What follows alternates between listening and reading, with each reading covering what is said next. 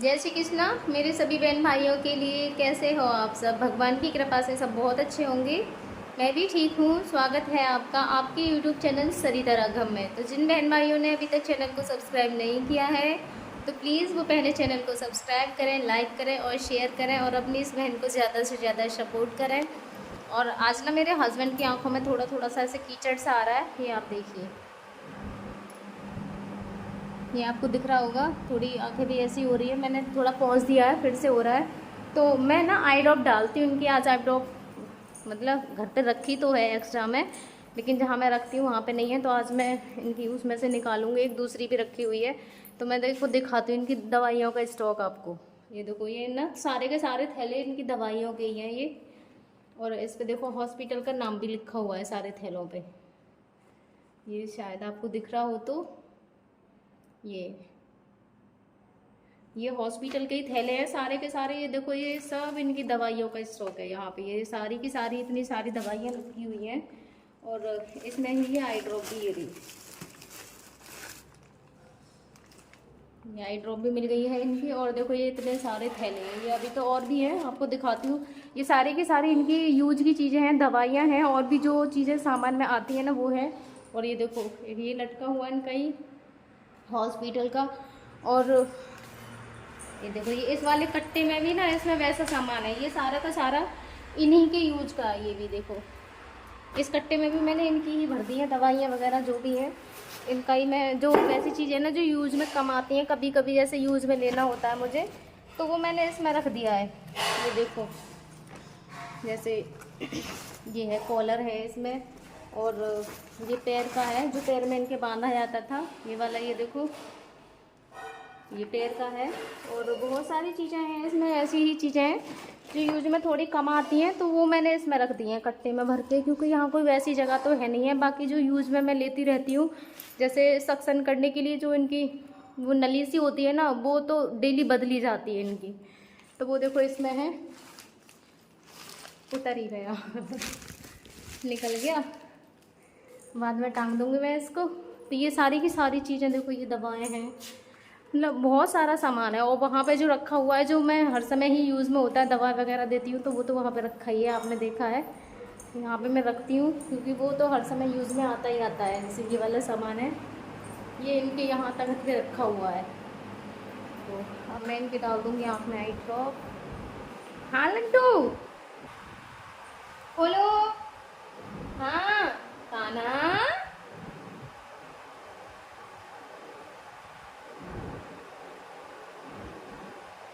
इसको खोलो।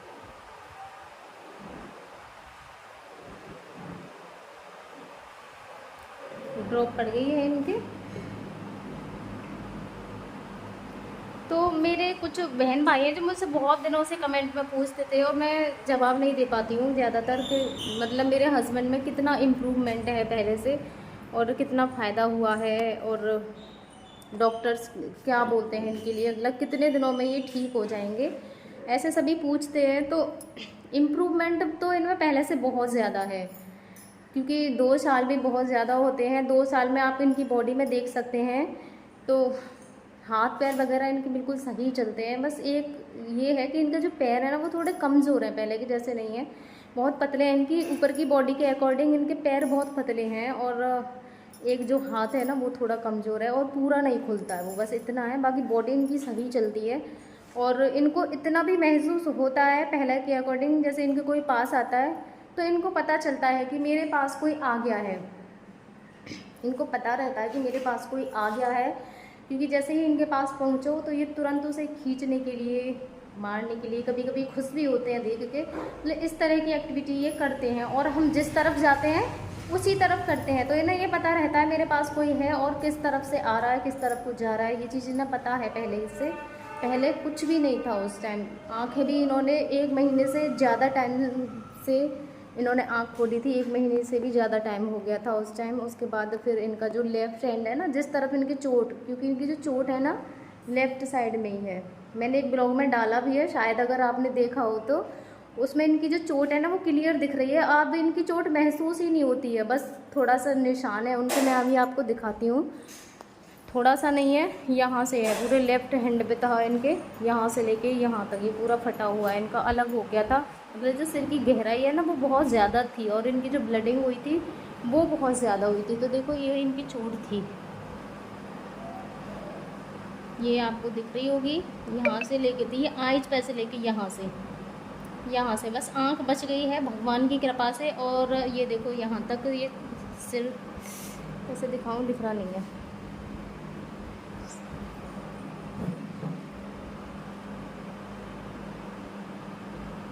ये देखो, ये यहाँ तक मतलब पूरा पीछे तक ऐसे फटा हुआ है ये सिर।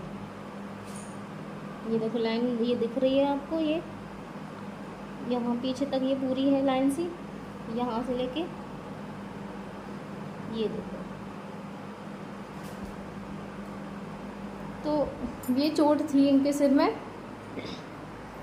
बस यही बोलते हैं कि चोट न जाने कौन से हिस्से में है ऐसे पेशेंटों की, क्योंकि हमारा सब कुछ माइंड से ही है, न जाने चोट कौन से हिस्से में है। किसी की किसी चीज़ में कमी आ जाती है बॉडी की, कभी किसी की किसी चीज़ में कमी आ जाती है, तो सब कुछ यहीं से। कभी कभी ऐसा होता है कि चोट दिखती ही नहीं है, बिल्कुल गुम चोट जिसे बोलते हैं, गुम चोट। उसमें मतलब कोई चोट नहीं दिखती है लेकिन अंदर से बिल्कुल बेकार हो जाता है आदमी। कभी कभी तो ये है कि वो बचते ही नहीं है, और चोट भी उनकी दिखाई नहीं देती है, क्योंकि गुम चोट जो होती है वो खुली हुई चोट से ज़्यादा खतरनाक होती है। गुम चोट जो दिखती नहीं है ऊपर से बिल्कुल भी, कि चोट इनके खुली हुई चोट तो भी ये होता है कि जो ब्लड है वो बाहर निकल जाता है, लेकिन ब्लड का अंदर जाना वो ज़्यादा खतरनाक हो जाता है। तो बस यही है कि इम्प्रूवमेंट तो पहले से है भगवान की कृपा से, और हो रहा है। बस ये है कि टाइम बहुत ज़्यादा लग रहा है।